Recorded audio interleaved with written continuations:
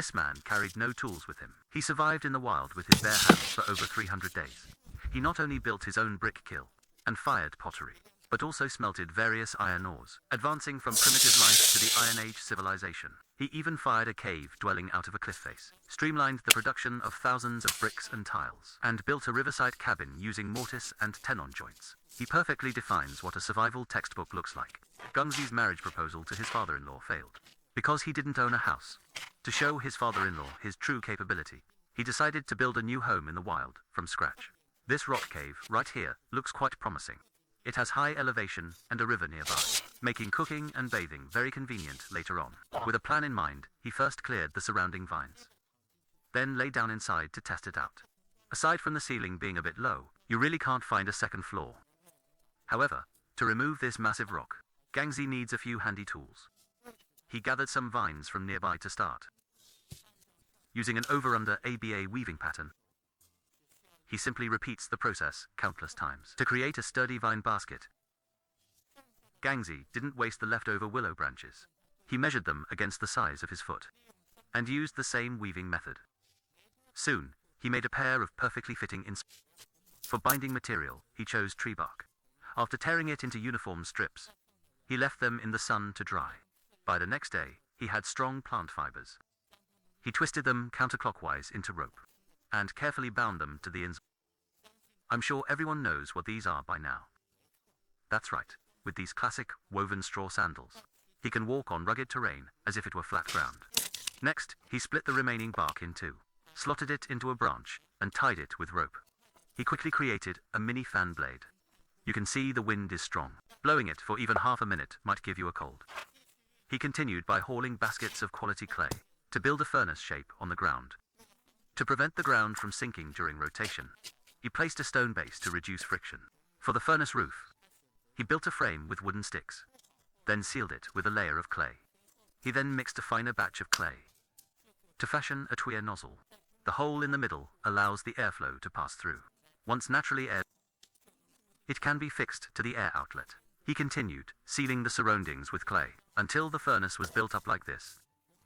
Looking at the shape, it resembles a toilet. But to shape and dry this massive thing, he had to find a way to get fire. He drilled through a stone, tied it to a stick for weight, and by wrapping rope around it, he created a primitive pump drill fire starter. If a stone bit is added to the bottom, it can also serve as a makeshift drilling device. The final product looks something like this. After reassembling the parts, it becomes a wild version of a labor-saving lever. It doubles the efficiency when starting a fire.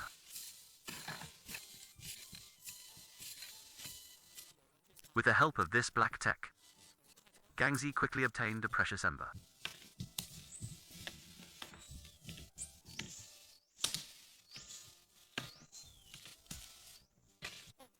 Later, while searching for materials in the creek, he unexpectedly found a large coconut shell. Although the inside was long gone, it seemed nice enough to use as a water cup. Continuing his walk, not long after, he suddenly saw iron bacteria slime by the creek. This stuff contains a large amount of iron elements, making it the perfect choice to enter the Iron Age. Gangzi mixed it with clay, aiming to lower the melting point of the iron. After rolling them into basketball-sized shapes, he placed them on the stove to dry. High-temperature firing will extract the iron from these mud balls. However, to reach boiling temperatures, he needs to burn some charcoal as the main fuel. This process requires a lot of charcoal. So, he decided to build a larger kiln. He opened ventilation holes at the bottom to ensure the fire wouldn't die out from lack of oxygen. Now, he just needs to put in more logs, light it up, and seal the top.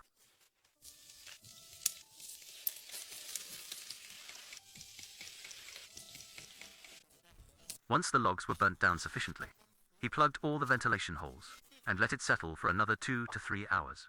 Looking from this angle, the rising smoke looks like a sign of good fortune.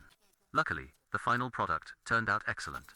Gangzi poured all of it into the furnace, then added the prepared mud balls. He laid another layer of charcoal on top and spun the blower to separate the iron molecules. Don't underestimate this crude device. It can raise the internal temperature to over 1,200 degrees. The whole smelting process takes about 3 hours. Finally, Gangzi took out the iron ring. and sprinkled creek water to cool it. Most of this is just slag.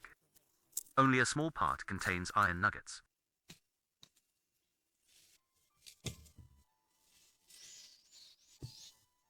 The first batch of mud balls only yielded 0.1 kilograms of iron. That's obviously not enough to make iron tools. So he had to go back and find more iron bacteria and start the repetitive firing process again. Just how determined was he to propose? To have such amazing perseverance. Finally, after a week of continuous work, he successfully obtained about 2 kilograms of iron. Something that costs pennies normally is incredibly precious in the wild. Now Gangzi is missing a tool to hold the molten iron. So he mixed charcoal with clay and coiled it, layer by layer, into a crucible cup. This process requires extreme care. Any slight mistake means starting over from scratch. Once done, he put it by the furnace to dry and set, then fired it with high heat. To maintain high temperatures, he had to add charcoal every 10 minutes.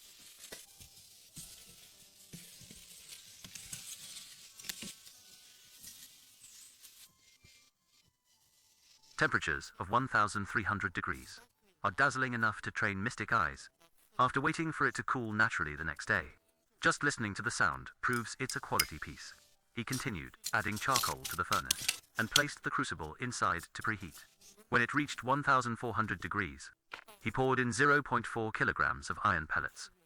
The scorching heat caused the iron pieces to start fusing together.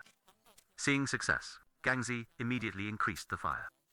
While it was burning, Gangzi quickly found some high-quality clay and used a stick to carve out a knife mold. When the furnace temperature hit 1,600 degrees, all the iron pellets successfully turned into molten iron. He just had to carefully lift it out with a stick and pour it into the freshly made mold. And just like that, a basic jungle knife was born.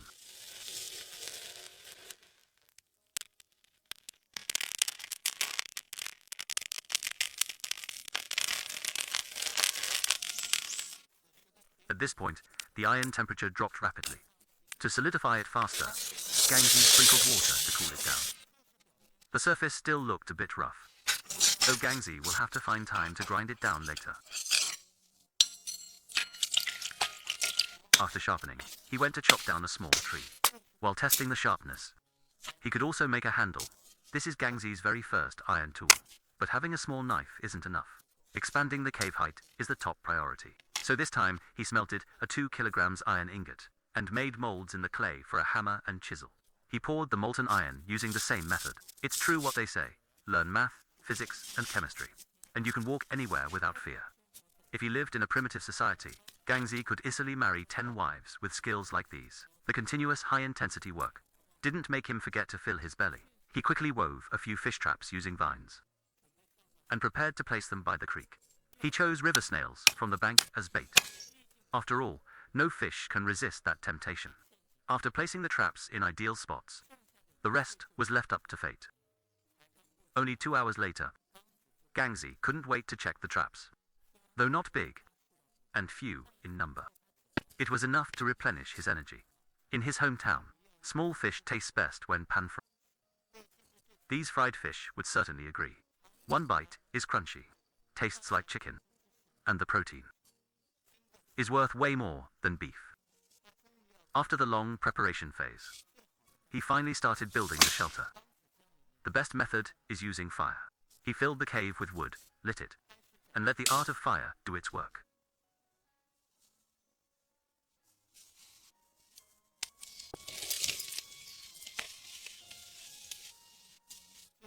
Finally, after a day of burning, a lot of limestone peeled off from the ceiling. The space was several times larger than before, and some parts would fall with just a gentle tap.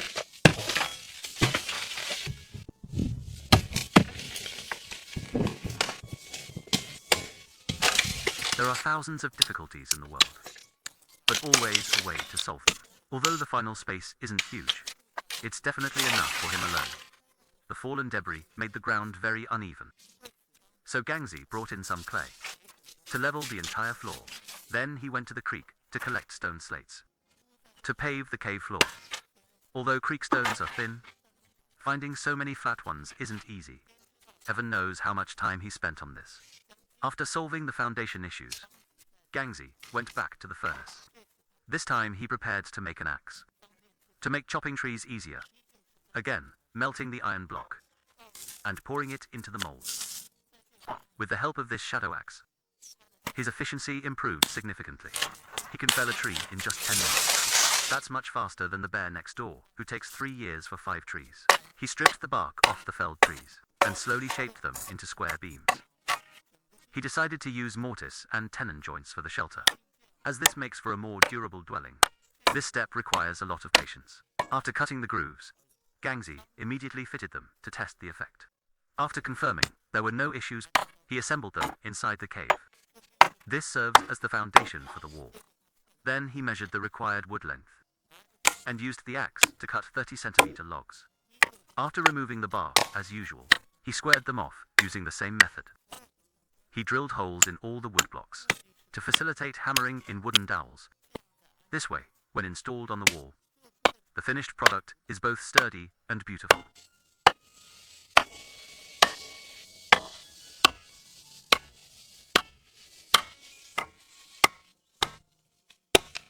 Gangzi soon finished one side, since he had to leave room for a fireplace on the other side. The area to build wasn't large. He finished it in the blink of an eye. These walls give a full sense of security. Making the door was even simpler. He hammered dowels into the frame and attached wood strips to make the door panel. Looking at the wood chips on the ground, you can tell how massive the workload was. He carved the door hinge into a conical shape so it would rotate much more smoothly. I have to say, Gangzi's eyes are like rulers. Both the size and width fit perfectly.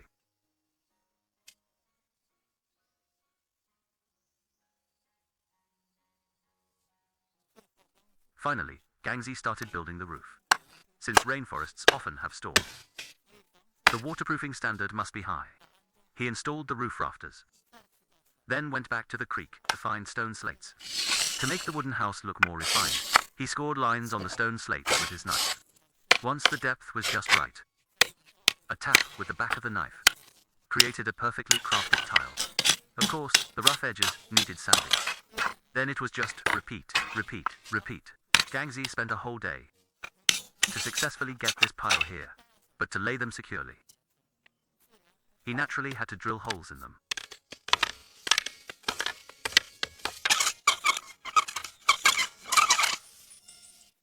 Finally, he threaded rope through them and carefully tied them to the rafters. He used an overlapping laying method. This not only makes the roof look beautiful, but also provides excellent waterproofing. At this point, the shelter is completely finished. Although living here is luxurious, traveling is inconvenient.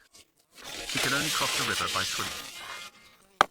So he planned to build a wooden bridge at the entrance to make moving materials easier later. After gathering enough wood, he first stripped the bark off the surface. Then he chiseled grooves in the middle, reinforced them with dowels, and attached the crossbeams to form a base. After adjusting the angle between the two, he placed the final piece in the middle, without any fasteners like nails. The bridge beam and abutments compress against each other, making the structure incredibly strong. It can definitely hold over 1,000 pounds, with a load-bearing point established. His construction became more efficient. Soon, a small bridge took shape. Then naturally came laying the deck and installing railings on both sides. This way, even if he gets up at night to pee, he won't worry about falling off.